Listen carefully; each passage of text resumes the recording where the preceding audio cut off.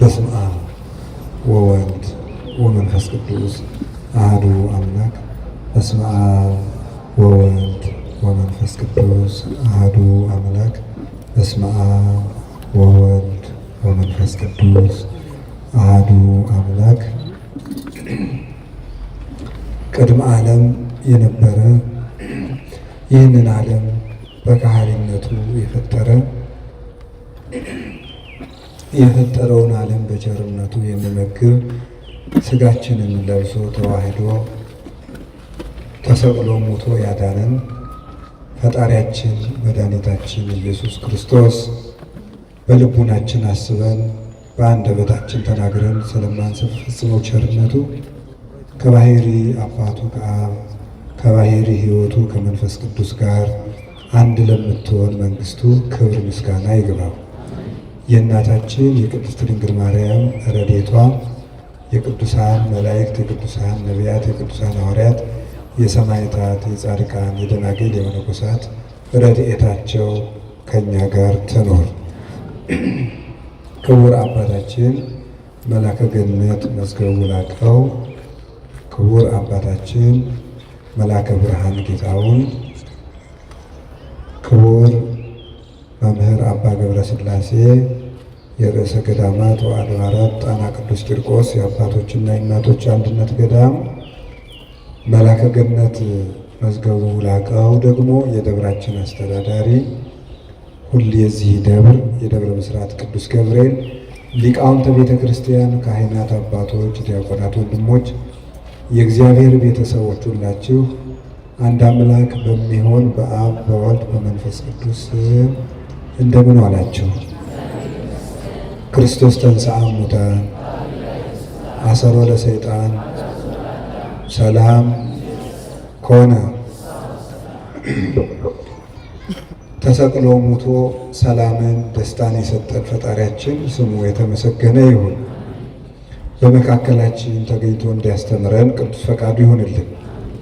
እግዚአብሔር እንደፈቀደልን ዛሬ የምንማማርበት የትምህርታችን ኃይለ ቃል አንሰ አአምር ዘከመ ሃይማኖተ ኩሎሙ ቅዱሳን ሐዋርያት ወሰማዕት እለኮኑ ሰማዕተ በጽድቅ ወገብሩ ምግባረ ሰናየ እስከ ዛቲ ዕለት በሚል ርዕስ ነው። ወደ አማርኛ አጠር አድርጌ መሀል ላይ አንድ ነገር አንስቼ ልንገራቸው። እኔ መልካም ስራ እንደሰሩ አባቶቼ አምናለሁ በሚል ርዕስ ነው የምንማማረው። እስኪ በሉ እኔ በሉ መልካም ስራ እንደሰሩ አባቶቼ አምናለሁ። እስኪ በሉ እኔ በሉ መልካም ስራ እንደሰሩ አባቶቼ አምናለሁ። ሶስተኛ እኔ መልካም ስራ እንደሰሩ አባቶቼ አምናለሁ። ሃይማኖተ አበው ምዕራፍ 62 ከቁጥር 2 ላይ የምናገኘው ኃይለ ቃል ነው። ቃሉን የተናገረው ቅዱስ ዮሐንስ አፈወርቅ ነው የተናገረው። ቅዱስ ዮሐንስ አፈወርቅ እኔ ጌታዬ ኢየሱስ ክርስቶስን በተመለከተ የማምነው እንደ አባቶቼ ነው። እምነትህ እንደማን ነው ቢባል እንደ አባቶቼ ነው። እነዚህ አባቶችስ እነማን ናቸው ብላችሁ ብትጠይቁኝ ሐዋርያት፣ ሰማዕታት የእውነት ምስክር ሆነው መከራ የተቀበሉ እና እስከ ዛሬ ድረስ መልካም የሰሩ ቅዱሳን ናቸው ይላል። እንግዲህ ቅዱስ ዮሐንስ አፈወርቅ ሕይወቱን ታውቁታላችሁ። እጅግ ጌታን የሚወድ ክርስትና ከተነሳበት ቀን ጀምሮ ስቆ የማያውቅ በጌታ ፍቅር የተነደፈ ብሉያትንና ሐዲሳትን የገብስ ሳይፈተግ ከነቀንዱ በሚዛን እየመጠነ ትንሽ ትንሽ እየቀመሰ የተማረ በዋሻ በበዓት ተከቶ ብሉያትን ሐዲሳትን ከተማረ በኋላ ሲጸልይ አንተ አዲስ ዳንኤል ነህ ብለው ጴጥሮስና ጳውሎስ መጥተው የመሰከሩለት በራእይ አስተምር።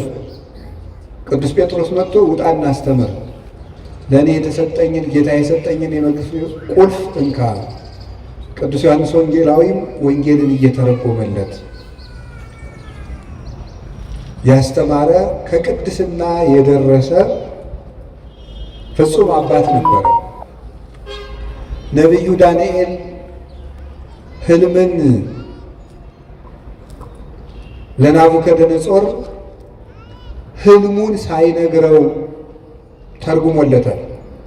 የጠፋበትን ሕልም ትንቢተ ዳንኤል ላይ እንደምትመለከቱት ናቡከደነጾር ሕልም አይቶ ሲጠፋው ዳንኤል ሕልሙንም ትርጉሙንም ነግሮታል። ቅዱስ ዮሐንስ አፈወርቅ ደግሞ ንጉሡ በአንድ ርዕሰ ጉዳይ ይጨነቅ ነበርና የዚያን ጥያቄ መልስ ተርጉሞ ነግሮታል። የንጉሡ ጥያቄ ምንድን ነበረ? ኢያእመራ ዮሴፍ እስካመ ወለደት ወልደ ዘበኩራ፣ ዮሴፍም የበኩር ልጇን እስከምትወልድ ድረስ አላወቃትም የሚል ነው። የማቴዎስ ወንጌል ምዕራፍ 1 ላይ ያለ ዮሴፍም የበኩር ልጇን እስከምትወልድ ድረስ አላወቃትም የሚለውን ንጉሡ ይጨነቃል። አወቀ በመጽሐፍ ቅዱስ እገሌ እገሌትን አወቃት ማለት ሴትና ወንድ አንድ በሚሆኑበት ግብር አንድ ሆኑ ማለት ነው። ታዲያ እመቤታችንን ዮሴፍ የበኩር ልጇን እስከምትወልድ ድረስ አላወቃትም ማለት ከዚያ በኋላ አውቋታል ማለት ነው እያለ ንጉሡ ይጨነቅ ነበር። ከዕለታት አንድ ቀን ንጉሡ ቴዎዶሲዎስ ጥያቄው መምህሩን ዮሐንስ አፈወርቅን ሲያገኝ ጥያቄው ይጠፋዋል። ሲሄድ ትዝ ይለዋል። ከዕለታት አንድ ቀን ተጫወተው ሲለያዩ መምህር አንተን ሳገኝ ጥያቄ ይጠፋኛል፣ ከሄድክ በኋላ ይረብሸኛል። ምንድነው ጥያቄ? ጥያቄውን ነገረው። የበኩር ልጇን እስክትወልድ ድረስ አላወቃትም ማለት ከዚያ በኋላ አወቃት ማለት ነው አለው። አይ አይደለም፣ እስክትወልድ አላወቃትም የተባለበት ምክንያት እመቤታችን ጌታን የወለደች ዕለት 5 ነገሮችን አይቶ ዮሴፍ የአምላክ እናት መሆኗን ተረዳ ማለት ነው። እስከዚያ ድረስ ግን አላወቃትም። ቢነገረውም አምላክ ከዚያ በፊት ሰው ሆኖ ስለማያውቅ ዮሴፍ ያንን መረዳት የሚችልበት አቅም አላገኘም ነበረ። የልደት ግለት ግን 70 ሰገል መጥተው ሲገብሩ፣ እረኞች ሲያመሰግኑ፣ መላእክት ሲያመሰግኑ፣ ብርሃን በቤተልሔም ሲገለጥ፣ ኮከቡ በሁለት መንገድ እየተጓዘ ሲመጣ አይቶ ኮከቡ መጥቶ እመቤታችን ከወለደችበት ላይ መጥቶ ሲቆም አየ።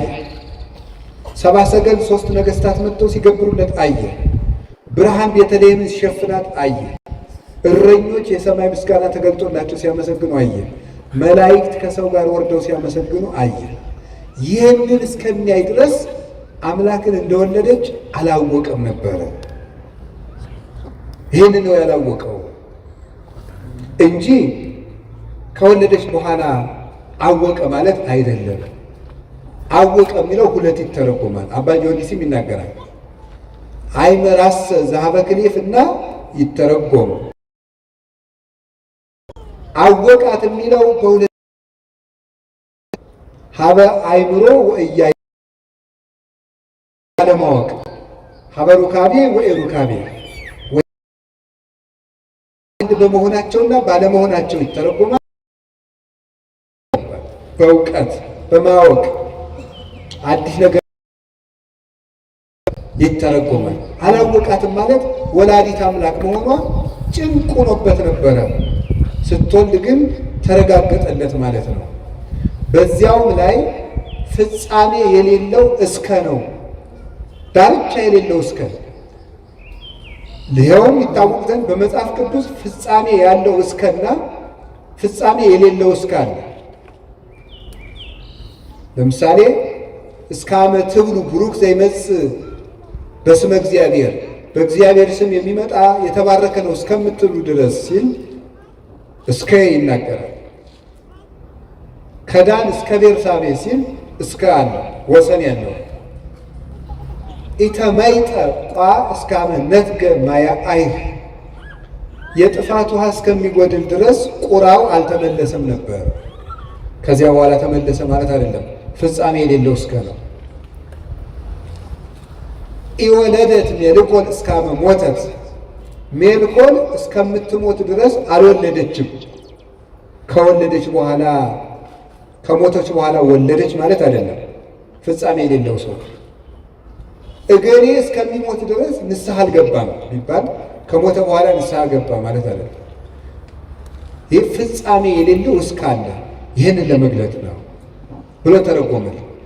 ዳንኤል ለናቡከደነጾር የጠፋበትን ህልም እንደተረጎመለት አንተም የጠፋብኝን ጥያቄ ተርጉምህልኛል፣ አዲሱ ዳንኤል ነህ ብሎ የተናገረለት ከጀርባው የነበረችው የእመቤታችን ስዕልም ሰናየ ተናገርከ ዮሐንስ አፈወርቅ፣ ሰናየ ተናገርከ ዮሐንስ ልሳነ ወርቅ፣ አንደበትህ የጠራልህ ዮሐንስ ወይ በጎ ተናግረሃል ብላ ስዕሊቱ አንደበት አውጥታ እስክትመሰክርለት ድረስ የደረሰ አባት ነበረ። ብሉያቱን ሐዲሳቱን ሲተረጉም የቅዱስ ጳውሎስን መልእክታት በሚተረጉምበት ጊዜ ቅዱስ ጳውሎስ ራሱ ተገልጾ እጁን ጭኖበት ይውል ነበር። በአካል በሚጽፍበት ጊዜ ቅዱስ ዮሐንስ አፈወርቅ ሹመት የማይወድ ፍጹም አባት ነው። ቅስና ሊሾም በተባለ ጊዜ ለጓደኛው ለባስልዮስ ሲነግረው እኔ ካህን መሆን አልፈልግም ማለት ነው። ቄሱን ሲባል ቅስና ለማምጣት ካህን መሆን አልፈልግም። ለምን? ሁለት ምክንያቶችን ቢያንስ ልንገራቸው። እሱ ከዘረዘራቸው ጌታ ቅዱስ ጴጥሮስን ከትንሣኤ በኋላ ተገልጦ የዮና ልጅ ስምዖን ሆይ ትወደኛለህ ወይ ካለ በኋላ ጌታ ሆይ እንድወድህ አንተ ታውቃለህ ባለው ጊዜ እኔን የምትወደኝ ከሆነ ለፍቅር ምልክት በጣም ብዙ ጊዜያትን ጾም፣ እኔን የምትወደኝ ከሆነ መሬት ላይ ተኛ አላለውም። ያለው በጎችን ጠብቅ ነው ይላል። ካህን መሆን ማለት የክርስቶስን በጎች መጠበቅ ነው። ለክርስቶስ የምናሳየው የመጨረሻው ፍቅርም በጎቹን መውደድና መጠበቅ ነው። እኔ ለዚህ አደራ የምበቃ ሰው አይደለሁም። በዚያውም ላይ አስበው የሚያድሩ በጎችን መጠበቅ አልችልም። ክርስቶስ የሞተላቸውን በጎች አስነጥቃለሁና ብሎ እምቢ ብሎ ተገዶ የተሾመ ሰው ነው። ዛሬው ደግሞ ተመልከቱ፣ ተገዶ እንኳን ከዚያ በላይ ያለውን ኤጲስቆጶስነት፣ ጳጳስነት፣ ፓትርያርክነት ሊመኘው ይቅርና ቅስና እንኳን አይገባኝም፣ እንዴት የክርስቶስን በጎች እኔ መጠበቅ እችላለሁ ብሎ ጵጵስና ደግሞ ከዚያ በላይ ያለ ዕዳ ነው። አባ መቃርዮስ የሚባል አባት ጳጳስ ሆኖ ለእናቱ ሂዶ የው ጳጳሱኝ እናቴ አላት። እንዲሁ ነከማይ ሙተ ተገንዘብ ባይ ይሻለኝ ነበር አለ። ለምን እናቴ ሲላት ቀድሞ የምትጠየቅ በራስ ኃጢአት ብቻ ነበር፣ አሁን ግን በሕዝብ ኃጢአት ጭምር ትጠየቃለህ አለችው። ሰዎች አንረዳው። ቅዱስ ዮሐንስ አፈወርቅ እንዲህ አለ ርኅሩህ፣ ድሃ የሚወድ የድሆች ጠበቃ፣ የምጽዋት አባት፣ ፊት አይቶ የማያዳላ የፈለገው ሁሉ እንዲያገኘው በከተማው መሃል ፓትርያርክ ሆኖ ብቻውን ሲመላለስ የሚገኝ ለአንዲት ድሃ መሬት ብሎ የቤተ መንግሥት ነገሥታትን የሚገስጽ እውነተኛ የቤተ ክርስቲያን አባት አንደበቱ የጠራለት ነገሩ የተከናወነለት ፍጹም አባት ነው። የቤተ ክርስቲያን ሽልማት ነው። በአማን አፈወርቅ በአማን አፈ አዝዮን ዘያሰረግዋ ለቤተ ክርስቲያን በምድራሳቲሁ ቤተ ክርስቲያንን በድርሰቶቹ የሚያስጌጣት የሚሸልማት እውነትም አፈ ዕንቁ አፈ ማር ነው ይለዋል አባ ጊዮርጊስ። መናፍቃንን የሚለያቸው ቆርጦ የሚጥላቸው አፈ መጥባይት ለምእመናን በስብከቱ መራራውን ክህደት የሚያርቅላቸው አፈ ሶከር አፈ መዓር ነበር ይላል። ከቃሉ ጋር ናቸው። በጣም ፍጹም መምህር ነው ቅዱስ ዮሐንስ አፈወርቅ። እግዚአብሔርን መስሎ ያስተማረ እና እሱ ሲናገር ስለ እምነት ከጠየቃችሁኝ መከራ እንደተቀበሉ አባቶቼ መልካም እንደሰሩ አባቶቼ አምናለሁ አለ። ይኸው እሱም አባቶቹን መሰለ። እምነት ደብዳቤ ከሆነ ምግባር ደግሞ ማህተም ነው። አልቦ ዘያነጤኒ እስመ ማኅተመ ሥጋሁ ለክርስቶስ እጸውር በሥጋዬ ቅዱስ ጳውሎስ ሲናገር ገላትያ ምዕራፍ 6 ላይ ሲናገር የክርስቶስን ማህተም በሥጋዬ ተሸክሜያለሁና ማንም አያድክመኝ ይላል።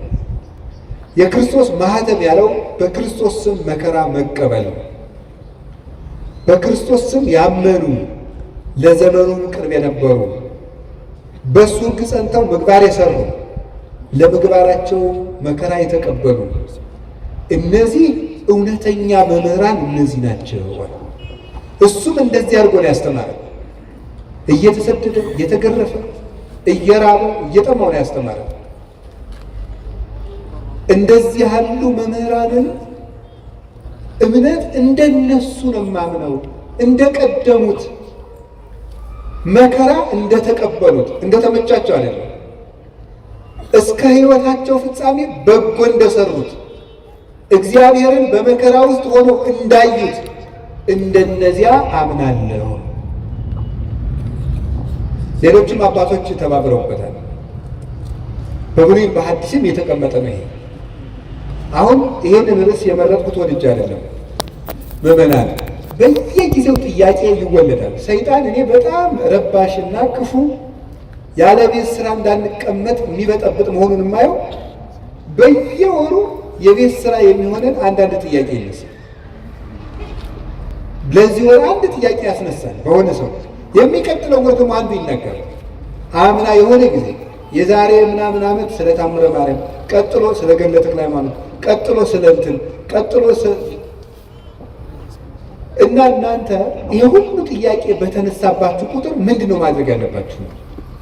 መንገድ የፈለኩት እሱ በየጊዜው ወይም በቤታችን የሚያጣጥል ወይም ቤተክርስቲያን የሚያጣጥል ወይም ክብር የሚቀንስ ሲመጣ ምንድን ነው መፍትሄው?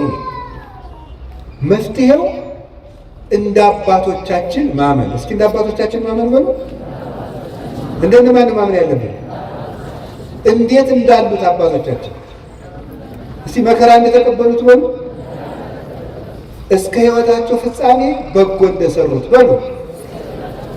እንደ አባቶቻችን ምን እንላለን? እናምናለን። እንደ ትናንትናዎቹ ነው የምናምን።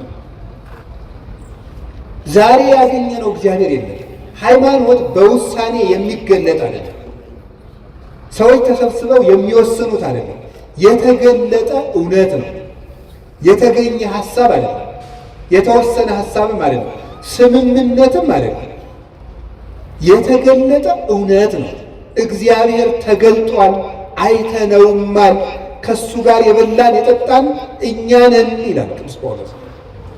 በብዙ ነገር ወበብዙ መክፈልት አይዳ እግዚአብሔር ለአበዊነ በነቢያቲሁ እምትካት። እግዚአብሔር በብዙ ኅብረ ትንቢት፣ በብዙ ኅብረ መልክ፣ በብዙ አነጋገር፣ በብዙ ጎዳና ለአባቶቻችን በነቢያት ከቀድሞ ጀምሮ ተናገረ። ወለነሰ በዳሃሪ መዋይል ነገረነ በወልዱ ወወጡ ፈጠሮ ለኩሉ ወረሰበ ወራሴ ኩሉ ዘውቱ ጸዳለ ስባቲሁ አምሳለ አርአያሁ ዘይእህስ ኩሎ በኃይለ ቃሉ።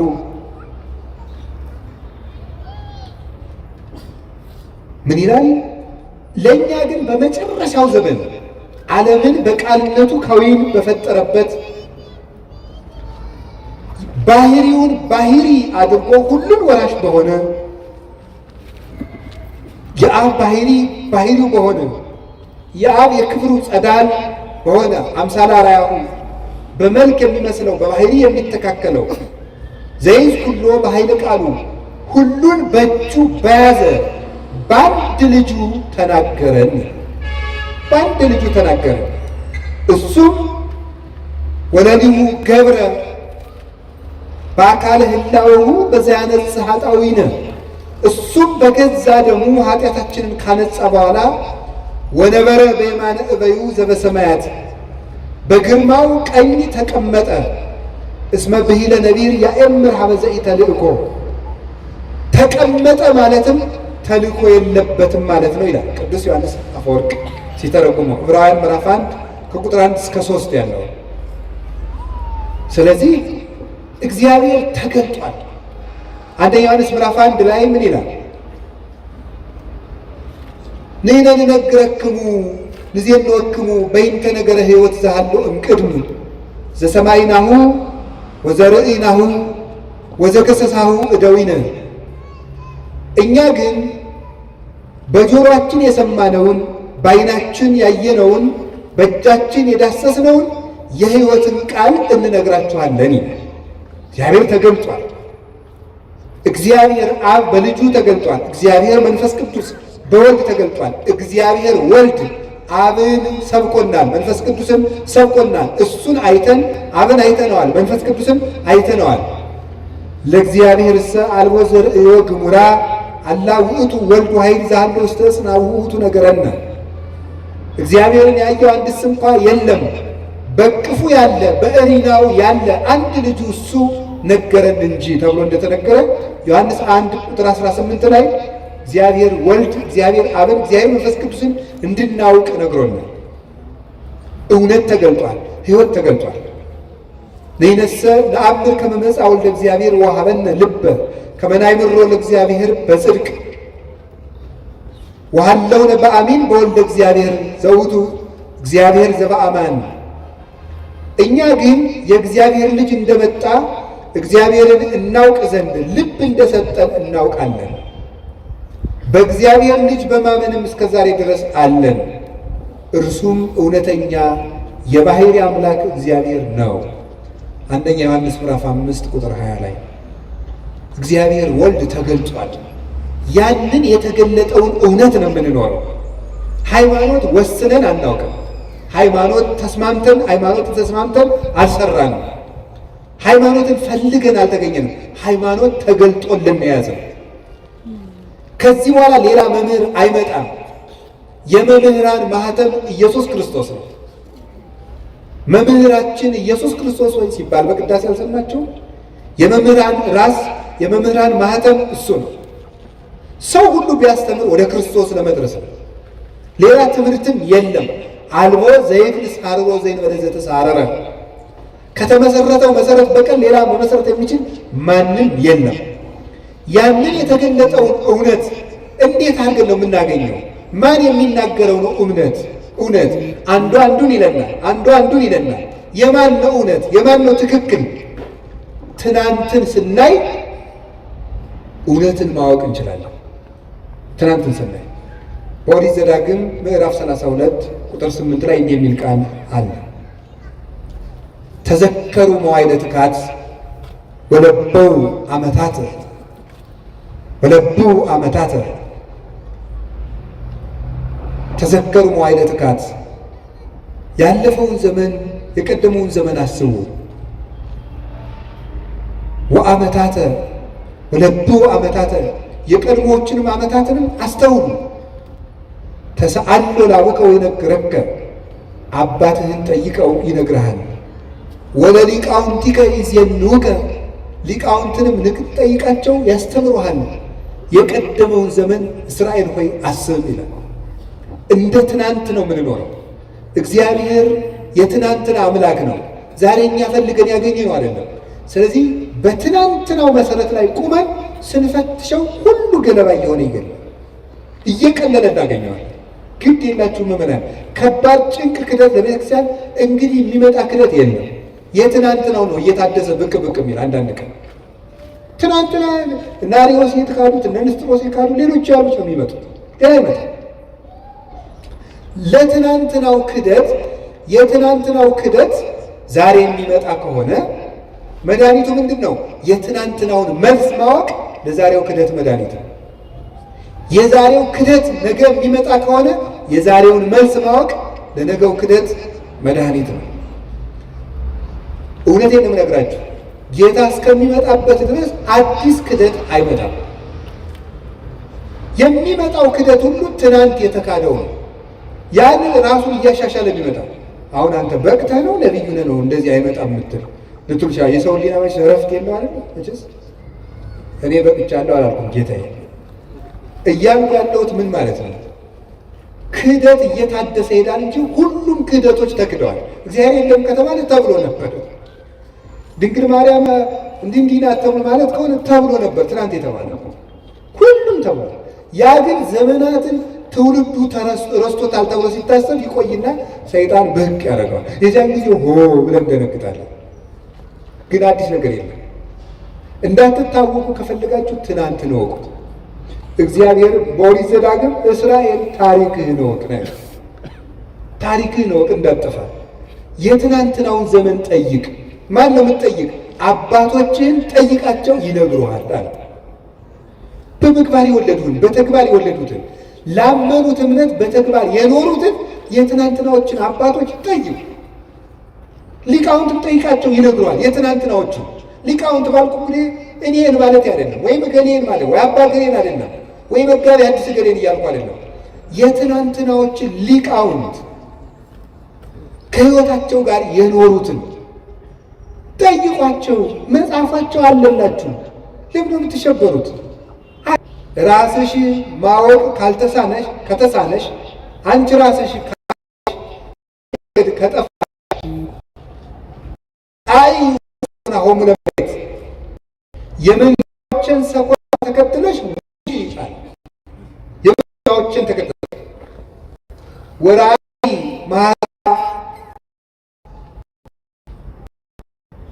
ጣሊቂ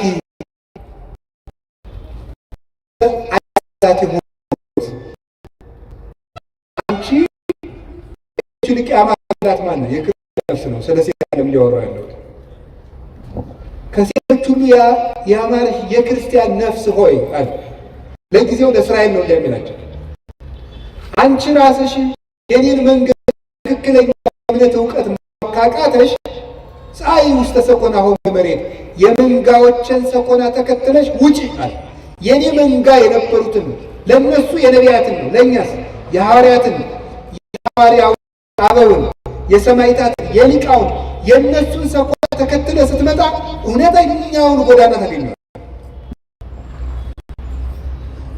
ወራይ ማሳ ጣሊቂ ውስጥ አዳት የሆኑት የፍየል ግልገሎችሽንም በረኞቹ ድንኳን አጠገብ አሰማሪያቸው ማለት ልጆችሽን በነቢያት ጉባኤ በሐዋርያት ጉባኤ በሊቃውንት ጉባኤ በጉባኤያቸው ዳርቻ አውያቸው። ዳርዳሩን የሚሮጥ የፍየል ግልገል ለቀበሮ ሆኖ መቅረቱ አይቀርም። ሌሎቹ ድንኳን ያራቀ ግልገል ግን ማንም አይነጥቀው። ድንኳኑ አልተፈታም፣ ጉባኤ አልተፈታም። እኛ እንደ እኔ ለራሴ የሌሎች መምህራን አለው እኔ ለራሴ የአባቶቼ ሕይወት የለኝም፣ የአባቶቼ ትምህርት ግን አለ። እግዚአብሔር የገለጠልኝ ነገር ገለጠልኝ የምለው ዛሬ አየሁት ሰማሁት የምለው የለኝም። የተገለጠላቸው መምህራን ትምህርት ግን ሳልቀንስ አስተምራለሁ። ጉባኤ አለ፣ መለካት እችላለሁ፣ መመዘን እችላለሁ። የምናገረው ነገር በአንደኛው ክፍለ ዘመን ሊቅ ይመዘናል። በነ ቅዱስ ሌኒዎስ በነ ቅዱስ አግናጢዎስ መጽሐፋቸው አለ፣ ምስክር ነው። በግዕዝ አለ፣ በግሪክ አለ፣ በእንግሊዝኛ አለ። የቅዱስ ዮሐንስ አፈወርቅ አለ። ሚዛን ላይ መቆም እንችላለን። እኔ የማስተምረው ትምህርት ትናንት ያስተማሩት ነው። ይህንን ሰው አባቶቻችን እኛ ላይ እምነት ካጣችሁ ትናንት ፈልጉ። የእውነቴን ነው። ፍልስጤማውያን ትቢያ የሚደፉበትን የአብርሃምን ጉድጓድ መፈለግ ይገባል። እንደ አባታችን እንደ ይስሐቅ ሲቆፍር አባቶች ሲደፍኑበት መጨረሻ የአብርሃምን ውሃ አገኘዋል። ይህ በእውነተኛው የሐዋርያዊ ምንጭ ላይ ትቢያ የሚነሰንሱበት ፍልስጤማውያን ናቸው። የእግዚአብሔር ወገን ያልሆኑ መናፍቃን ማለት ነው። አንተ ግን ጉድጓዱ እስከምታገኘው ድረስ ቆፍር። ትናንት ሂዱ። መጀመሪያ የቅዱስ ያሬድ መጽሐፍ እስኪ አንብቡት። እስኪ መጽሐፍ እኮ አለላችሁ፣ ሞልቶላችኋል። ኤጌኔስ ዘሄሬሲስ የሚል መጽሐፍ አሁን አለላችሁ፣ አንብቡት። ሂዱና በእንግሊዝኛ አለ ተምረናል ትላላችሁ። እስኪ አንብቡ ሂዱና እመቤታችን ምን እንደሚላት ጌታ ምን እንደሚለው ሂዱና አንብቡት። የነ ቅዱስ አግናጢዎስን መጽሐፍ ይሁት አለላችሁ። አይ ቁጭ ብሎ እኮ ነው እንዴ መጽሐፍ ቅዱስን እነሱ መጽሐፍ ቅዱስ ከጠቀስክ እኮ መጽሐፍ ቅዱስ የሰበሰበው ሊቅ ትምህርት ማመን አለብህ። መጽሐፍ ቅዱስን በጥብቅና የጠበቀው ቅዱስ ሄሬኔዎስ ነው። ቅዱስ ሄሬኔዎስ ሰብስቦ እንዲጠረዝ ያደረገው መጽሐፍ ቅዱስ እየጠቀስክ ሄሬኔዎስ የሚያምነውን ክርስቶስ፣ ሄሬኔዎስ ያመናትን ማርያም እንደ ሄሬኔዎስ ማስተማር አለ። ትናንትን ነው የምናየው ዘመዶች። ግልገሎችሽን በረኞቹ ድንኳን አጠገብ አሰማሪ። ልጆቻችሁን የት ነው የምታሰማሯቸው ዛሬ? እውነቴን ነው። ጉባኤያችሁን ፈልጉ፣ መምህሮቻችሁን እወቁ። ጉባኤ ቤት እኔ የጉባኤ ቤት መምህር ስለሆንኩ አለ ጉባኤ ቤት ስለሚባል ነገር እወቁ። የእውነቴን ነው የምነግራችሁ። መምህሮቻችሁን ማወቅ አለባችሁ። አጥኑ እስኪ የኢትዮጵያ ቤተክርስቲያን የትምህርት ሰንሰለቷ ምንድን ነው ብላችሁ ሲጠይቁ አንድ ሰው በአንድ ዘመን ላይ የሆነ ትምህርት ይዞ ብቅ ሲል በምንድን ነው የምንለካው? ትናንት ስንል ሉተርም ትናንት ነው፣ ሊዮንም ትናንት ነው፣ 450 ዓለም ላይ ግን ከዚያ በፊት የነበሩት ከዚያም ቀጥሎ ያሉት የትናንትናውን ያረሱ የትናንትናውን ያረሱ ሲሄድ ከነቢያት ሰንሰለት የሚደርስ እንደዚያ የሆነ እንደሆነ ነው። ቅዱስ ጳውሎስ ደግሞ ምን አለ? ተዘከሩ መኳንንቲክሙ ዘነገሩክሙ ቃል እግዚአብሔር። የእግዚአብሔርን ቃል የነገሯችሁን ዋኖቻችሁን አስቡ። እነማንን አስቡ? ዋኖቻችሁን አስቡ። የትናንትና ዋኖች አሉልኛ መሰረት የሆኑ ዋኖችን በጉባኤ ኒቅያ ዋና የነበሩት እነ ቅዱስ አትናቴዎስ፣ በጉባኤ ቆስጥንጥንያ ዋና የነበሩት እነ ቅዱስ ጢሞቴዎስ፣ በጉባኤ ኤፌሶን ዋና የነበሩት እነ ቅዱስ ቄርሎስ፣ እነ ቅዱስ ዮሐንስ አፈወርቅ፣ እነ ቅዱስ ሳዊሮስ ዘስሙናይን፣ እነ ቅዱስ ሳዊሮስ ዘአንጾኪያ አሉ። የትናንትናዎቹ በየርዕሰ ጉዳዩ አሉላችሁ።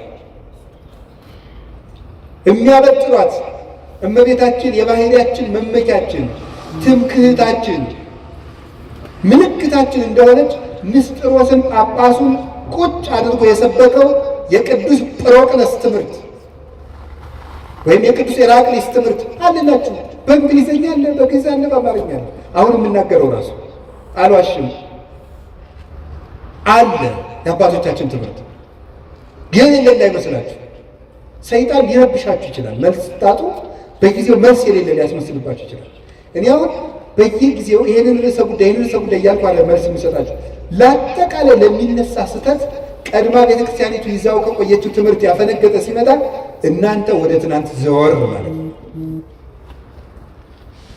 ስለዚህ የእግዚአብሔርን ቃል የነገሯችሁን ዋኖቻችሁን አስቡ። ዕብራውያን 13:7 እንዳትረሱ። ዋኖቻችሁን አስቡ። ችግር ሲገጥማችሁ ዋኖቻችሁን አስቡ። ዋና መሰረቶቻችን እንዴት ነው ዋኖቻችን የምናውቀው? እንዘትርእዩ ሰናየ ግዕዞሙ፣ መልካሙን ስራቸውን እያያችሁ ምሰሏቸዋል። መልካሙን ስራቸውን እያያችሁ ምሰሏቸው። ለእምነታቸው የኖሩ ናቸው። እምነት ሲከብዳቸው፣ ተግባር ሲከብዳቸው በእምነት ያመካኙ አይደሉም። ክርስቶስን ለመውደዳቸው ምግባር መስራት ሲያቅታቸው ክርስቶስ ስለሚወደኝ ምግባር አያስፈልገኝም የሚሉ ለስጋቸው ጠበቃ የቆሙ አይደሉም። ራሳቸውን ዘንግተው ለክርስቶስ የኖሩ ልክ ቅዱስ ጳውሎስ ገላትያ ምዕራፍ 2 ቁጥር 20 ላይ አንሰ ኢሃሎኩ ወበሕይወተ ክርስቶስ ሀሎኩ፣ እኔ አሁን ሕያው ሁኜ የለውም በእኔ የሚኖረው ክርስቶስ ነው ይላል። እኔ በሕይወት የለውም በእኔ የሚኖረው ክርስቶስ ነው ይላል ቅዱስ ጳውሎስ። ራሳቸውን ትተውት ጨርሰውት ክርስቶስ በእነሱ የሚኖርባቸው የክርስቶስ ሰሌዳ የሆኑ ቴዎዶስዮስ ዘአንጾኪያ የሚባል ሊቅ ጳውሎስ ዘይትናገር ቦቱ ክርስቶስ፣ ክርስቶስ የሚናገርበት ጳውሎስ ይለዋል። ክርስቶስ የሚናገርበት ጳውሎስ እኔ ያለ የለውም በእኔ የሚኖረው ክርስቶስ ነው። አባት የምንለው ይህንን ነው። እንግዲህ ሰው ሲጠፋ ነው እኛም አባይ እየተባልን ያለ። አባት የምንላቸው እነዚህን ነው። ምዕመን ሽጠው እንጀራ የሚያጠራቅሙትን አይደለም፣ ራሳቸውን ሽጠው ትውልድ የሚያተርፉትን ነው። እነዚህ ናቸው አባቶቻችን የትናንትናዎቹ፣ ለቤተ ክርስቲያን የኖሩ ለምዕመናን ራሳቸውን ቤዛ አድርገው የሰጡ። ቅዱስ ዮሐንስ አፈወርቅ ንግሥቲቱ የድሃ መሬት ቀምታ ስታስቀድስ የድሃ መሬት ሳትመልሽ ማስቀደስ አትችይም ማለት ነው። አልመልስም ማለት ካልመለሽ ታዲያ አንቺ የምድር ርስት ቀምተሽ የሰማይ ርስት ታገኛለሽ ማለት አትችይም። እግዚአብሔር የፍትህ አምላክ ነው፣ እንዳትቆርብ ያውግዤሻለሁ አለ። አሰድድሃለሁ አለች። አሰድጅኝ፣ የፈለግሽውን አድርጊ። ስታሰድደው ምን እንዳደረገ ታውቃላችሁ? እሱ ምን አለ? ኧረ እባካችሁ ዮሐንስን ተው በሉት አሰድደዋለሁ ስትል፣ ይልቁንስ ስታሰድደኝ በሌሊት እንድታሰድደኝ ነው ንገሯት። ምዕመናን መምህራችን አናሰድድም እያሉ ከእሷ ጋር ጠብ ገጥመው እንዲሞቱብኝ አልፈልግም። እንዲህ ነበሩ መምህሮቻችን። ደጋፊ የሚያደራጁ፣ ቲፎዞ የሚያደራጁ፣ እኔ ተነካ ውጡልኝ የሚሉ አልነበሩ መምህሮቻችን። እነ ቅዱስ ቄርሎስ እነ ቅዱስ ዮሐንስ አፈወርቅ ለበጎቻቸው የሚሞቱ ነበሩ። እነዚህ ናቸው መምህሮቻችን። እነዚህን ነው ማሰብ። ማን እንደላከው የማይታወቀው ሁሉ ሀሳብ አመጣ ቁጥር መረበሽ የለባቸው። መምህሮቻችን እነዚህ ናቸው።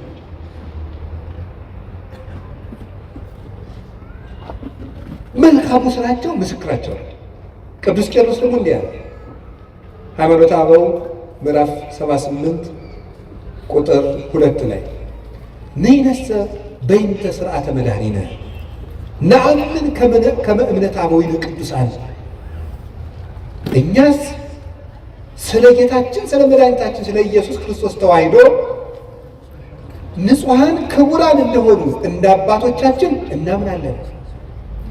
ነይነሰ ንተብዕ እምነት አበዊነ ቅዱሳን ዘእንበለ ተወላውዶ። እኛ ግን ንጹሐን ክቡራን የሚሆኑ የአባቶቻችንን ሃይማኖት ቀኝም ግራም ሳንል እንከተላለን። እስመ ሶበ አንበብነ መጻሕፍተ እልክቱ ሠራይነ አልባቢነ። የእነሱን መጽሐፍ በተመለከትን ጊዜ ልቡናችንን ወስነን ገተን ይዘነዋልና። የእነሱ መጽሐፍ ማሰሪያችን ነው፣ የልቡናችን ማህተም ነው። ልቡናችን በአባቶቻችን መጽሐፍ አርፏል ይላል ክርስቶስ። ወኢናብ ካላ ሃይማኖት ዲበ ሃይማኖት ርትዕት፣ በቀናች ሃይማኖታችን ላይ ሌላ ነገር አንጨምርበት። እንዴት የቀና ጎዳና እንሄዳለንና በጥርጊያ ጎዳና የምንሄድ ነን ይላል ቴዎዶስዮስ ተቀበለ። ንጉሥ በሄደበት ጎዳና የምንሄድ ነን፣ የንጉሥ ክርስቶስን ጎዳና የምንከተል ነን። ቅዱስ ሳዊሮስ ዘአንጾኪያ ሃይማኖተ አበው ምዕራፍ 85 ቁጥር 10 ላይ ሲናገር ዝውእቱ አእምሮ ዘያድኅን ዘተወከብናሁ ቅድመ እምአበዊነ ቅዱሳን ለባሰያነ እግዚአብሔር። እግዚአብሔርን ከለበሱ እግዚአብሔር ካደረባቸው ከንጹሐን አባቶቻችን አስቀድመን የተቀበልነው የሚያድን ሃይማኖት ይህ ነው ይላል። የሚያድን ሃይማኖት ከንጹሕ አባት የተገኘ ነው። ንጹሕ አባት ሰንሰለቱን ያስተላልፈው ነው። ልብ በሉ። የስህተት ትምህርቶችን የሚያስተላልፉ ሰዎች ወይ አድርባዮች ናቸው፣ ወይ ሆዳም ናቸው፣ ወይ ሹመት ፈላጊዎች ናቸው፣ ወይ ምስጋና ፈላጊዎች ናቸው። ንጹሕ ትምህርት ያስተማረውን አባት ሂድና እየው። ዮሐንስ አፈወርቅ ትሁት፣ ቅዱስ ቄርሎስ ትሁት፣ ቅዱስ ኤፍሬም ትሁት፣ እኔ ጌታ ያንተን ወንጌል ማስተማር አይገባኝም ብሎ ዋሻ ውስጥ ዶ የሚሸሸግ ነበር ቅዱስ ኤፍሬም። አንተ በልልና የሰበከውን ወንጌል እኔ ትቢያው እንዴት አድርጌ አስተምረዋለሁ እየተባለ እያሉ እዩዋቸው። እነ ቅዱስ ኤጲፋኒዎስ ሹመት አልፈልግም እያሉ በአዝመራ መካከል ጠፍተው ከተደበቁበት ታስረው ተይዘው እየመጡ ነበር የሚሾሙት። የክርስቶስ ትምህርት ያደረበት አባት የክርስቶስን ሕይወት ያሳያቸዋል። እንደው አባቶቻችን ይህን የዕብራውያንን ሲተረጉሙ የቀደሙ አባቶቻችን ዋኖቻችሁን አስቡ የሚለውን ሲተረጉሙ በጎ እውነተኛ እምነት ያለው ምግባር የሌለው መምህር ቢኖር ይላል። መከተል ይገባል አይገባም? ምግባር ያለው አንደበቱ የለሰለሰ ሃይማኖቱ የጠመመ አባት ቢኖር መከተል ይገባልን ቢሉ ይላል። ይሄን አይገባም፣ በለሰለሰ ምግባሩ እያታለለ ወደ ክህደት ያደርሳልና። የሃይማኖቱ የቀና መምህር ግን ከሆነ ምግባር እንኳ ባይኖረው እያደር ይሰራዋል ይላል። አሁን ያለ መምህር ታዲያ ቅዱስ ካልሆነ አንስማው ብትሉ እና እንዲያማ ከሆነ እኔ ማርፌ እቀመጣለሁ። ምስጢሩ ምንድን ነው? አሁን ያለን መምህር የምንሰማው የትናንትናዎቹን እስካስተማረን ድረስ ነው። ከዚያ ከወጣ ቆርጠን እንጥለዋለን። ለሥጋ በሚመች ፈጠራ ልቦለድ ለነገሥታት በሚመች የሚሰብክ ከሆነ መምህራችን አይደለም። መቅድመ ኩሉ ሀሊ ከመትጽና በርትዕ ሃይማኖት፣ ከሁሉ አስቀድመ በቀናች ሃይማኖት መጽናትህን አረጋግጥ፣ አጽና፣ አስብ። ወባይቱ ኢታጥሪ ዘንተ ማበ ሥጋ ወደሙ። ግን ይህንን ሃይማኖት ከሥጋዊ መምህር አገኘዋለሁ አትበል። ቅዱስ አትናቴዎስ ሃይማኖተ አበው ላይ ሲናገር አስቀድመ ወዳጄ ከሁሉም ሥራ አስቀድመ የቀና ሃይማኖት እንዳለህ እርግጠኛ ሆነ። የቀና ሃይማኖትን ግን ምድራዊ ነገር ከሚያሳድድ ሰው አገኘዋለሁ አትበል። እስመ ለሊሁ ይቤ ብፁዕ አንተ ስምዖን ወልደ ዮና እስመ ይከሰተ ለከ ዘንተ ዘሥጋ ወደሙ። ጌታችን ኢየሱስ ክርስቶስ ራሱ ስምዖን ሆይ ብፁዕ ነህ ይህንን ሥጋዊ ደማዊ አልገለጠልህም ብሎ ያመሰገነው ቅዱስ ጴጥሮስ የሰማይ እውቀትን ስለተናገረ ነው እንጂ የምድር እውቀትን ቢናገር አያመሰግነውም ነበር ይላል ቅዱስ አትናቴዎስ። ስለዚህ ዘመዶቼ እንደ አባቶቻችን መከራ እንደተቀበሉት እናምናለን። በየትኛውም ርዕሰ ጉዳይ ቢሆን እናምናለን። ሰሞኑን እመቤታችን ቤዛ ትባላለች አትባልም የሚል ጥያቄ በጣም ብዙ ምዕመናን ስትጠይቁኝ ስለነበረ ሀሳቡን ካነሱት አባት ጋር ግንኙነት የለኝም። ብዙ ጊዜ ሰዎች ለሚያነሱት ሀሳብ እኔ መልስ የማልሰጥበት ምክንያት ሰዎቹ እንዲድኑ ስለምፈልግ ነው። በሌላ ትምህርት አስተምሮ ሰዎቹ ከዚያ እንዲጠገኑ ማድረግ የተሻለ ነው፣ እልክ ከማስያዝ ብዬ ስለማስብ ነው። ግራ ነገር ልንገራችሁ። እኔ አሁን እመቤታችን ቤዛ ትባላለች አትባልም የሚለውን መልስ ከመመለሴ በፊት እንዲህ ያለ ጥያቄ ሲመጣባችሁ ምንድን ነው ማድረግ ያለባችሁ? ቅድም የነገርኳችሁ ምንድን ነው ማድረግ ያለባችሁ? ስለዚህ ጉዳይ የትናንትና አባቶቻችን ምን ብለዋል? ምን ብለዋል? ቅዱስ ያሬድ ምንድን ነው ያለው? አባ ጊዮርጊስ ምንድን ነው ያለው? ቅዱስ ጎርጎርዮስ ዘንዚናዙ ምንድን ነው ያለው? ሕሊናዋን በመጠበቋ ሥጋዋን ጠብቃ ንጹሕ ሆና በመኖሯ ፍጹም እምነትን በመያዟ ሺ ቢካም ደ አድቮኬት ኦፍ ኤቭ ነው የሚለው። ከእንግሊዝኛውን ቀጥታ ስለወሰድኩት የሔዋን ጠበቃዋ ቤዛዋ ሆነቻት ነው የሚለው ቅዱስ ጎርጎርዮስ ዘንዚናዙ። ታዲያ ምንድን ነው ማድረግ የፈለጋችሁበት? ሄዳችሁ ትናንትና ይባላል አይባልም ሀሳብ ሲገጥማችሁ ምን ተብሏል? እስኪ መምህር አባቶች ምን ብለዋል? በዚህ ጉዳይ ነው ኑረውበታል። ግን እንደው ሀሳብ ይሄን ነግራችሁ ፈልጌ ነው። እኔ አንድ ገጠመኝ ልንገራችሁ። ሰሞኑን ኢየሩሳሌም ነበርኩኝ እና እመቤታችን ቤዛ ትባላለች አትባልም የሚለው እዚህ በጣም ብዙ እየተምታታ ስለሆነ ብዙ ሰው ስለዚህ ጉዳይ መልስ ስጠን ምናምን እያለ ቴክስትም ያደርግልኛል። ዝም ብዬ ቁጭ ብዬ ስል ጋይድ የሚያደርገን ሰው ጀሚል ይባላል እና ጀሚል ሲሄድ ልጁን ተካለን። ልጁ ፋዲ ይባላል። አሁን ሰበሰብኩታል። ፋዲ ይባላል እና እኔ የምተዋወቅ ሰውን ስሙን መጠየቅ ደስ ይለኛል። ማን ነው ስምህ ስለው ፋዲ አለ። አረብኛ ነው። ፋዲ ማለት ምን ማለት ነው ስለው ቤዛ ማለት ነው አለ። እኔ በጣም ነው የገረመኝ እና ፋዲ እንኳን ቤዛ ተብሏል። ወደ ጊዜ እኮ ነው የምነግራችሁ ማለት ነው። እንደው ፋዲ በአቅሙ ቤዛ እየተባለ እመቤታችንን አንዱ እንግዲህ እና እኔ በጣም በየቀኑ ፋዲ ባገኘሁት ቁጥር በጣም ሲገርምና አብራራልኝ አልኩት። የምሬንም ነግራችሁ ውሸቴን አይደለም። 2-3 መምህራን ጋር ፋዲን አስታውቀዋለሁ ከነ ትርጉሙ በእንግሊዝኛ እንዲተረጉምልን እያደረገ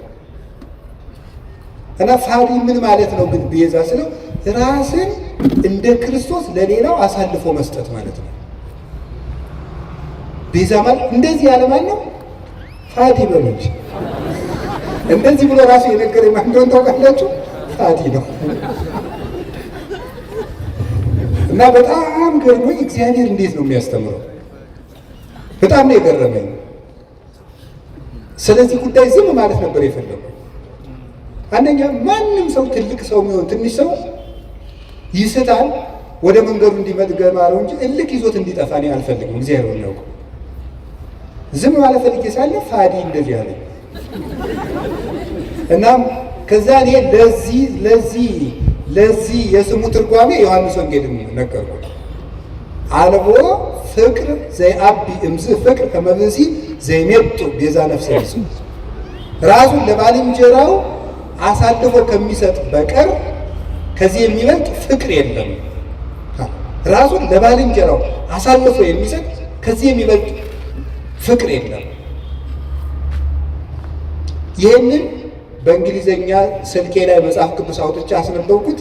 ፋዲን ፎቶ አንስቶ አረብኛ መጽሐፍ ቅዱስ ላይ አነበዋለሁ ብሎ ይሄደላቸዋለሁ እና በጣም ብዙ ሊቃውንት ትምህርት ሲሰጡበት ስለከረሙ እመቤታችን ቤዛችን ናት። ቤዛችንም የሆነችው ምን በማድረግ እንደሆነ 1-3 ሀሳብ ብቻ ልንገራችሁ። በጣም የሚያስደንቁ ጉዳዮች። ቤዛ ማለት ምን ማለት ነው? ምትክ፣ ለውጥ። መጽሐፌን አንብቡት። ማስታወቂያ እየሰራው ሊሆንብኝ ብሎ ነው እንጂ እኔ አሐቲ ድንግል የምትባለው መጽሐፌ ላይ አንድ ምዕራፍ 6 ላይ ቤዛዊት ዓለም ብዬ ጽፌያለሁ። ማንበብ የእናንተ ድርሻ ነው አይደል? ጉዳዩ ከመነሳቱ በፊት ይሄ ጉዳይ እኔ ወደዚህ ጉዳይ አልመጣሁም። ቀድሜ ግን ሀሳቡን ጽፌያለሁ በዚህ ጉዳይ ላይ እና ቤዛ ምትክ፣ ለውጥ፣ ጥብቅና፣ ጠበቃ መሆን፣ መዋጀት፣ አዳኝነት፣ መታደግ እንደማለት ነው። ለጌታ ቤዛ ሲባል የራሱ ትርጉም አለው። ብዙ ሊቃውንት ብዙ ስላሉበት እዚህ ጉዳይ ብዙ ማለት አልፈልግም። እመቤታችን ቤዛ ስንላት ከጌታ ጋር አስተካክለን ሳይሆን ለውጥ ማለት ነው። ምንድን ነው ለውጥ? ከመጀመሪያይቱ ሴት የጎደሉ ነገሮች ነበሩ።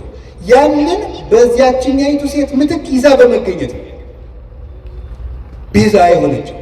የሔዋን ለውጥ በመሆን የመጀመሪያው እናታችን ሔዋን እምነት ጎድሏት ነበር።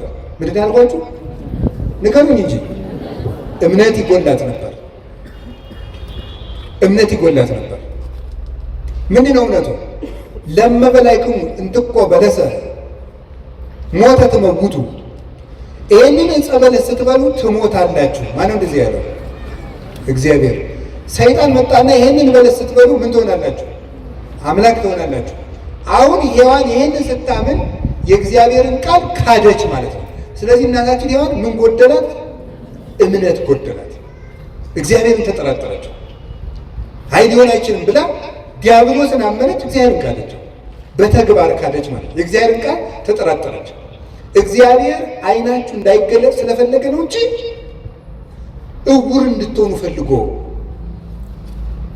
እውር ናችሁ እንድትቀሩ ፈልጎ ነው እንጂ ስለምትሞቱ አይደለም ብሎ ዲያብሎስ ሲነግራት አሃ ነው ብላ የእግዚአብሔርን ሐሳብ ተጠራጥራ የዲያብሎስን ተቀበለች። አሁን የመጀመሪያይቱ ሴት እምነት ስላጣች በዚያ እምነት ማጣት ምክንያት ሞት ወደዚህ ዓለም ገባ።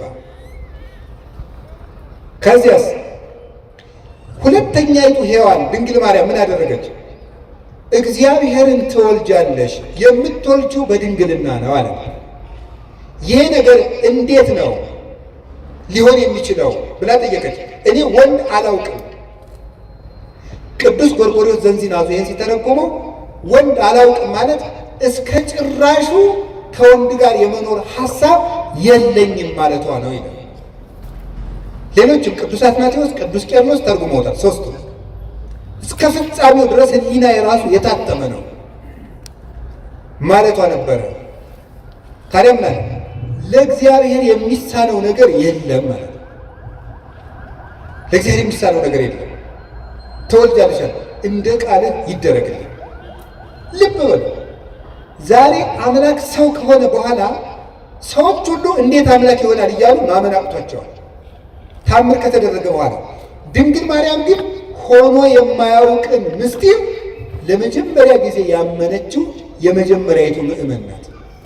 የመጀመሪያይቱ አማኝ ሆኖ የማያውቅን ምስጢር። እስራኤል ባህር ቢሸከሩ አይደንቅም። ይሄ ኖህ በውሃ ላይ ሲንሳፈፍ ስለተነገረ እናውቀ። ደመና ከሰማይ ህብስት ቢያወርድ አይደንቀንም። ይሄ እግዚአብሔር መጋቢ ነው፣ ባዶዋን መሬት እንድታበቅል አድርጓታል። ፈርዖን ቢሰጥም እሱም አይደንቀንም። እግዚአብሔር ጠላትን ማጥፋቱና መግደሉ መቅጣቱ የታወቀ ነው።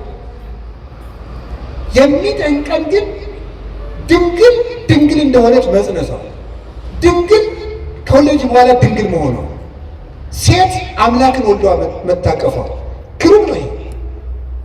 አይኑ መንክር ዘይደሉ ከመናንክር። እንደው ልናደንቅ የሚገባን እንደው ድንቅ ታምር ምንድን ነው ይላል ቅዱስ ኤራቅሊስ ሃይማኖተ አበው ምዕራፍ 49 ቁጥር 45 ላይ ሲናገር፣ ልናደንቀው የሚገባን ድንቅ ነገር ምንድን ነው? ሰማይኑ ዘአዝነመ ህብስተ፣ ሰማይ ዝናምን ያዘነመ ሰማይ ነው የሚደንቅህ። ወሚመ አምላክ ዘለብሰ ሥጋ፣ ወይስ ሰው የሆነ አምላክ ይደንቅሃል? በትርኑ ባሕሩኑ ዘተከፍለ ከመ አንሶሱ ውስቴቱ፣ እስራኤል እንዲሻገሩበት የተከፈለ ባህር ይደንቅሃልን? ወሚመ ድንግል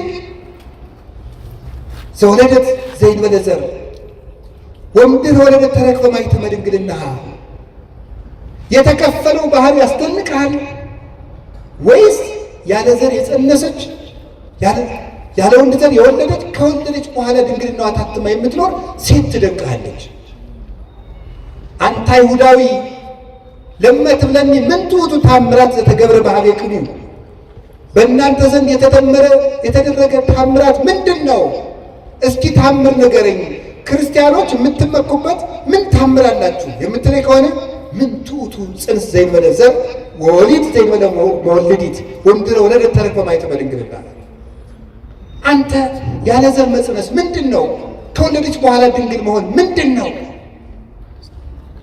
ኮኩኒ ዛንቃ ማይ ውሃ ያፈለቀ አለት ይደንቅሃልን? ወሚመ መስቀል ዘቀደሰ ዓለመ፣ ወይስ ዓለምን የቀደሰ መስቀል ይደንቅሃል? ምን ትዑቱ ስርቀተ ስብሐተ እግዚአብሔር፣ የእግዚአብሔር ብርሃን በቤተልሔም መገለጡ ምንድን ነው? ስብሐተ መሎት የእረኞች ምስጋና ምንድን ነው? ወውረተ ኮከብ በክሌፍና ኮከቡ ከሰው መሃል እየተሰወረ ብቻውን እየተገለጠ መሄዱ ምንድን ነው? ሐዊር በውስተ ባሕር እንዘ ይርህስ ሀገሪሁ፣ እግሮቹ ሳይረጡበት በባህር ላይ መራመድ ምንድን ነው? ሐዊረ አንካሳል የአንካሶች መሮጥ ምንድን ነው? የሙታን መነሳት ምንድን ነው? ተገሰጽ እምዝንቱ ታምሮ ስግድ ለዘተሰቅለ። ይህን ታምር አይተህ አንተ ሰው ተገሰጽ፣ ተማር፣ ለተሰቀለው አምላክም ስገድ። ታምር ይሏችኋል የድንግል ማርያም ማኅፀን። ይህንም ይደንቃል። ሁሉ የማያውቅን ነገር ያመነች ብፅዕት ኤልሳቤጥም እንዲህ ነበር ያለችው፣ ብፅዕት አንቲ እንተ ተአምኒ ከመ ይከውን ቃል ዘነገሩኪ፣ ከእግዚአብሔር ተልከው የነገሩሽ ቃል እንደሚሆን የምታምኝ አንቺ ብፅዕት ነሽ። ያመንሽ አንቺ ብፅዕት ነሽ። ሔዋን የሌላትን እምነት ይዛ በመገኘት የሔዋን ጠበቃዋ ድንግል ማርያም ነው። ቤዛዋ ነው። አንድ ሁለተኛ ድንግል ማርያም ይዛው የተገኘችው አንድ ድንቅ ነገር አለ። እሱ ምን እንደሆነ ታውቃላችሁ?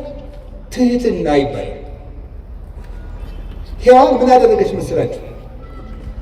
አምላክነትን ነው የተመኘችው አይደል? በለስን ስትበላ አምላክነትን መመኘት የትዕቢት የመጨረሻው ነው። ድንግል ማርያም ከዛሳ ሊቃውንት ሲተረጉሙላሉ መሰላችሁ? ትህትና ዘይት ነው፣ መንፈስ ቅዱስ ወይም የመንፈስ ቅዱስ ጸጋ መብራት ነው ይላል። ዘይቱ ሲያልቅ መብራቱ ምን ይላል?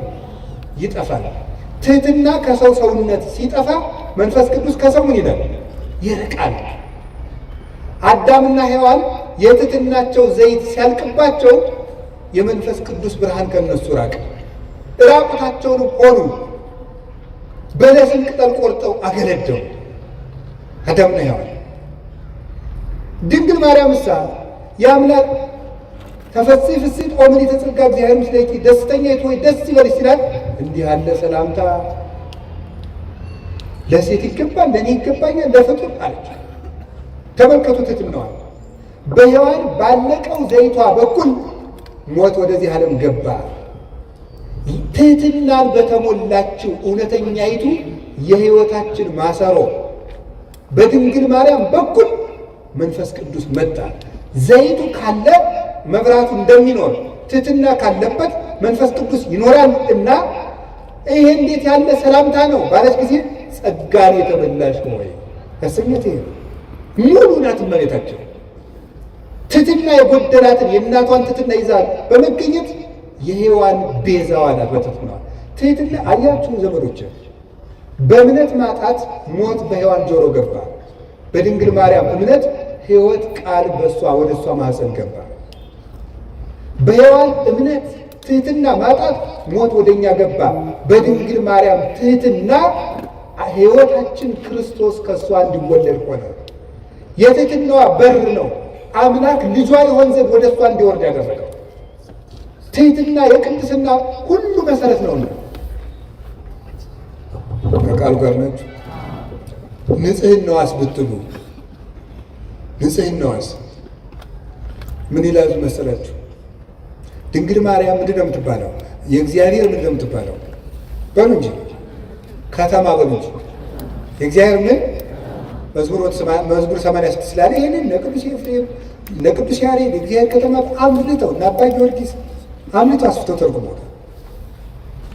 የእግዚአብሔር ከተማ ማለት ምን ማለት ነው? በነገራችሁ ላይ አንድ እንደኔ ያለ ሰው ዝም ብሎ ደርሶ የእግዚአብሔር ከተማ ይባላል። ትንሽ ያላት እንቅልፍ የላት እንደሚባለው አንደኛ ቆሮንቶስ ምዕራፍ 3 ቁጥር 16 ላይ እናንተ የመንፈስ ቅዱስ መቅደስ ናችሁ ይላል ብሎ ሊጠቅስ ነው። አንዱ ሮጦ እንደዚህ ነው። በነገራችሁ ላይ መናፍቃን እኛ አንድ ጥቅስ ስንጠቅስ ያኛውን የማናውቀው ነው የሚመስላቸው። የጅል ነገር እናውቀዋለን፣ ጠፍቶናል። ያኛው ይሄኛው በንስሐ ነው። የእግዚአብሔር ከተማ የተባለችው ምናልነት ከእግዚአብሔር ውጭ ወደ እሷ ምንም ነገር ገብቶባት የማያውቅ ማለት የሚያስደንቅ እኮ ነው። ይሄ በድንግልና መጽነሷን ብቻ አይደለም፣ ሕሊናዋ ውስጥ ራሱ ከእግዚአብሔር ውጭ ምንም ሀሳብ ገብቶባት የማያውቅ። አይገርማችሁም? አይገርማችሁም? ሀሳቡ የታጠረለት ፍጡር የት ይገኛል? እስቲ የፈለገ ገሊት ድንግል ናት፣ ገሌ ድንግል ነው ይባላል። በሀሳቡና በሀሳቧ ግን ስንቱን ነውታል። በሀሳባችን ስንቱን በድለናል። ድንግል ማርያም ግን ሀሳቧ የታጠረ ቅዱስ አትናቴዎስ የገለጣት መንበር የምትገልጠው እሷ ነው። መኑ ውእቱ ዘከማከ ዘከለለ መንበሮ በእሳት፣ አቤቱ መንበሩን በእሳት ያጠረ እንዳንተ ያለ ማን ነው? መንፈስ ቅዱስ የጋረዳት ናትና ፍጹም ንጽሕት እርግማን የሌለባት መርገም ያልወደቀባት ምልዓተ ኃጢአት ያላገኛት ቃሏ ቅዱስ ድንግል፣ ሐሳቧ ድንግል፣ ሥጋዋ ድንግል፣ ልቡናዋ ድንግል የሆነች እመቤታችን። ለዚህ ነው በስድስተኛው ወር ገብርኤል መልአክ ወደ ምን ድንግል ሄደ ነው የሚለው እንጂ ለእግዚአብሔር ወደ ታጨች ወደ ምን ነው የሚለው? ወደ አንዲት ድንግል። ለምንድነው አንድ ድንግል የሚላት? እንደሷ ያለ ድንግልና ያለው ማንም የለም። ሥጋው ድንግል ቢሆን አፉ አይደለም፣ አፉ ድንግል ቢሆን ሐሳቡ ድንግል አይደለም። ሁሉ የተሞላላት እመቤታችን ናት። እግዚአብሔር ደግሞ በንጹህ የሚያድረው ንጹህ ስለሆነች እመቤታችን አደረ። አቀባ ጰራቅሊጦስም ከርሰ እማ መንፈስ ቅዱስ ከእናቷ ማኅፀን ጀምሮ ጠበቃት። ወኢረኩሰት በምንትኒ እምዘፈጠራ ከፈጠራትም ጀምሮ ምንም በምን አላደፈችም። እንዴት ሁና ነው ከሰው ተገንታ የሰው እርግማን ያላረፈባት? ከመ እምጽጉር ጽሩየ ገብራ ጭቃ ወርቅ ከጭቃ ሲገኝ ጭቃው እንደሌለበት ሁሉ ከተረገመው ከአዳም ልጅ ባህሪ ስትወለድ ርግማን ያላገኛት ንጽሕት ዘር ጽጌ ሃይማኖት ዘጸገየት በማእከለ አስዋክ ይላታል ቅዱስ ያሬድ። በእሾህ መካከል አብባ የተገኘች የሃይማኖት አበባ። ጽጌረዳውን እሾህ አጥሮት አበባው ላይ ግን እሾህ የለም። በተረገመ ሰውነታችን ውስጥ ከተረገመ ሰዎች ተወልዳ ርግማን የሌለባት አበባ እመቤታችን ናት።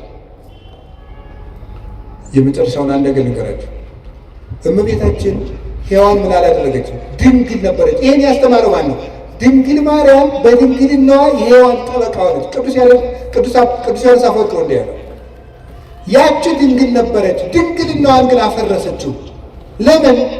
ድንግልናዋን ለዲያብሎስ ጆሮ በመስጠት አፈረሰች።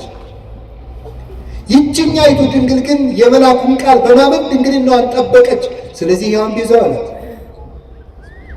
የተቀደሰችው ምድር ናት። ኦሪት ዘጸአት ምዕራፍ 3 ቁጥር 15 ላይ ቁጥር 5 ላይ ምን አለው እግዚአብሔር ሙሴን? ሙሴ የቆምክባት ምድር የተቀደሰች ናትና ጫማህን አውልቃ።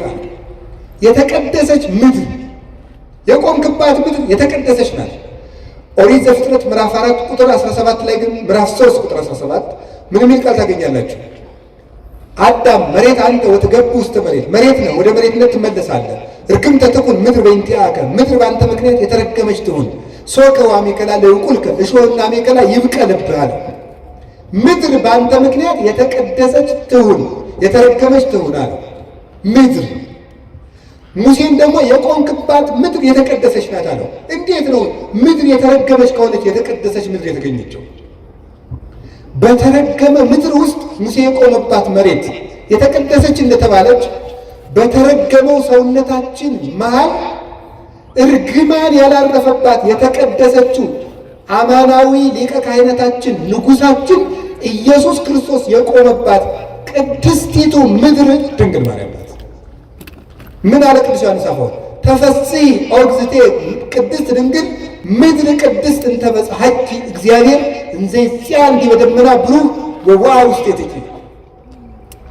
እግዚአብሔር በብሩህ ደመና ተጭኖ መጥቶ በማኅፀንሽ ያደረ ቅድስት ምድር እመቤቴ ማርያም ሆይ ደስ ይበልሽ አላት። ለዚህ ቅድስት ምድር እርግማን የሌለባት ሰውነቷን ንጹሕ አድርጋ ጠብቃ ያቀረበች እሷ ናት። መጨረሻ ላይ የምነግራችሁ ድንግል ማርያም ለሔዋን በመታዘዝ ቤዛዋ ናት። እስኪ በመታዘዝ ሆነ በምን በመታዘዝ ሔዋንን አትብይ ወይም አዳምን አትብላ። ይሄ ምንድን ነው? ትእዛዝ በሉ እንጂ አፍርሰው ምን አሉ? በሉ። ባለመታዘዛቸው ምን መጣ? ሞት። በአንድ ሰው አለመታዘዝ ሞት ወደዚህ ዓለም ገባ የሚለው ገባ። አለመታዘዛቸው ይችኛይቱ ድንግልስ እውነተኛይቱ ድንግል ማርያም እሷሳ ምንድን ናት? ታዘዘች። አምላክን ትወልጃለሽ፣ እሺ ይደረግልኝ። መታዘዝ። ቀጥሎስ ልትወልድ 9 ወር ሞልቷት ልትቆጠሪ መንገድ ሂጂ፣ እሺ። እንዴ የምትወልጂው ንጉሥ ነው ታብዬ ሲያበቃ የምድር ንጉሥ ሊቆጥረኝ የማይል ምንድን ነው ያላለች? እሺ ብላ ይተፈዝ። እሺ ወልዳሳ ሲያበቃ ወደ ግብፅ ሂጅ፣ እሺ። ወደ ግብፅ ስትሄድ ስንት ዓመቷ ነው? የ15 ዓመት ልጅ። መንገድ ሄዳ የማታውቅ አገር የማታውቅ ከ600 ኪሎ ሜትር በላይ በእግሯ በእስራኤል የብርድ ወራት ነው የተሰደደችው። ቸነፈር እያሳደዳት አውሬ ይገጥማት አታውቅ። ሂዳ የምታርፍበት ቤት ዘመድ የላት። እሺ ተንከራተተች፣ ተሰደደች። ተመለሰች፣ ናዝሬት ነኝ፣ እሺ። እና እሷ ቤዛ ያልሆነች ማንም የሆነ ሁሉን እሺ እያለች የታዘች አንድ ቀን አንደበቷን ገልጣ ያላማረረች ከማመስገን በቀር ልጇ ውሃውን ጠጅ አድርግ ልጄ፣ ጊዜ ግን አልደረሰም፣ እሺ። ጊዜ ግን አልደረሰም ያላት ይላል ቅዱስ ጎርጎርዮስ ዘንዚናዙ በዕለተ ዓርብ በአንቺ ልጅነቴ የምታዘዝበት ቀን ገና አልደረሰም እያላት ነው ይላል። ደሙን አፍስሶ ስጋውን ቆርሶ ግን እነሆ የአንቺ ልጅ እንደመሆኔ የምታዘዝበት ቀን ዛሬ ነው። ይሄው ልጅሽ። በዮሐንስ አንጻር ራሱን ነበር ይሄው ልጅሽ ይላል። እነሆ ልጅሽ፣ ሂጅ ከሱ ጋር፣ እሺ። እንደ ድንግል ማርያም ያለ ታዛዥ በምድር የለም። እግዚአብሔር የሚፈልገው ምንድን ነው? የሚወደኝ ቢኖር ቃሌን ይጠብቃል። ቃሉን በመጠበቅ ለሔዋን ቤዛ ሁና አምላክ እንዲያድርባት የአምላክ እናት ለመሆን የበቃች እመቤታችን ቅድስት ድንግል ማርያም እምነቷን፣ ትህትናዋን፣ ታዛዥነቷን፣ ፍጹም ድንግልናዋን፣ ንጹሕ ሕዋሳቷን ይዛ በመቅረብ ለልብሰተ ሥጋ የሔዋን ቤዛዋ ናት። እንዲህ ያለውን ነገረ ማርያም እና ነገረ ክርስቶስ ጥሩ ስራ እንደሰሩት መከራ እንደተቀበሉት አባቶቻችን እናምናለን።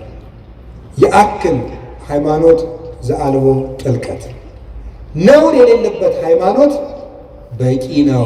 ቅዱስ ቄርሎስ ወእምነት በቅድስት ድንግል ከመይት ወላዲተ እግዚአብሔር በሥጋ፣ ድንግል ማርያም እግዚአብሔርን በሥጋ እንደወለደች ማመን በቂ ነው ይላል። ነገ እመቤታችን ናት። እመቤታችን ለእኛ ምልክታችን ናት። አደገ ነገራችሁ። በጉባኤ ኤፌሶን ጊዜ ንስጥሮስ ሲመጣ ምን ይዞ እንደመጣ ታውቃላችሁ?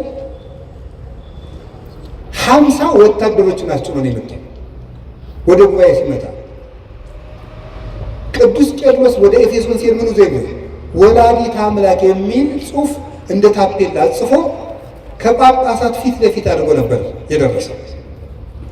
ወላዲተ አምላክ ወላዲተ አምላክ ወላዲተ አምላክ የሚለው ቃል ለእኛ ምልክታችን ነው።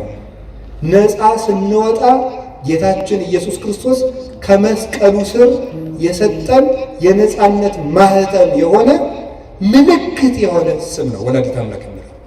ጌታሳ በስሙ የሚቀድሰን በደሙ ያነጻን ምሕረቱን የሚያድለን፣ ድንግል ማርያም ግን ወደ ክርስቶስ ምሕረት የምታደርሰን የእምነታችን ምልክት።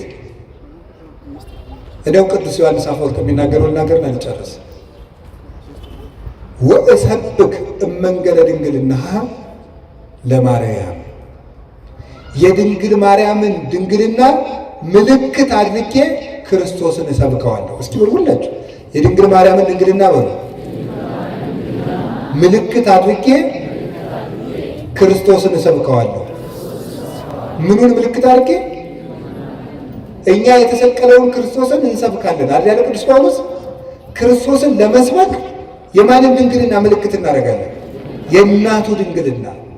የእናቱ ድንግልና ክርስቶስን በሰበክንበት ሁሉ ክርስቶስ አምላክ ለመሆኑ ምልክታችን ነች። እሷ ድንግል ናት። ድንግል በሉ። እሷ እናት ናት በሉ። ስለዚህ ስንት ናት ግን? እሱ አምላክ ነው፣ እሱ ሰው ነው። ስንት ነው እሱ? እሷ ድንግል ናት። ስትወልድ ድንግልናዋ ተለውጧል አልተለወጠም? እሱ አምላክ ነው። ሰው ሲሆን አምላክነቱ ተለውጧል አልተለወጠም? አልተለወጠም። እሷ ድንግል በመሆኗ እናትነት ቀርቶባታል አልቀረባትም? እሱ አምላክ በመሆኑ ሰውነቱ ተለውጧል አልተለወጠም? እሷ ቀድሞ ምንድናት? ድንግል በሉ። በጸነሰች ጊዜ ምንድናት? ከወለደች በኋላ ምንድናት? እሱ ከመወለዱ አስቀድሞ ምንድነው? አምላክ በሉ። ተጸንሶ ሳለ ምንድነው? ከተወለደ በኋላ ምንድነው? የድንግል ማርያም ድንግልና የማይለወጠው ድንግልናዋ ለማይለወጠው ልጅቷ ምልክታችን ነው። ትናንትም ድንግል ዛሬም ድንግል ነገም ድንግል፣ ትናንትም አምላክ ዛሬም አምላክ ነገም አምላክ ብለን ለመስበካችን ምልክታችን እሷ ናት። ኢየሱስ ክርስቶስ ዘትማልም ወክመ ውእቱ እስከ ለዓለም። ኢየሱስ ክርስቶስ ትናንትም ዛሬም እስከ ዘላለሙ ድረስ ሕያው ነው። እኔ ግን መከራ እንደተቀበሉ በጎ ሥራ እንደሰሩ አባቶቼ አምናለሁ። ስብሐት ለእግዚአብሔር። ይቆየን።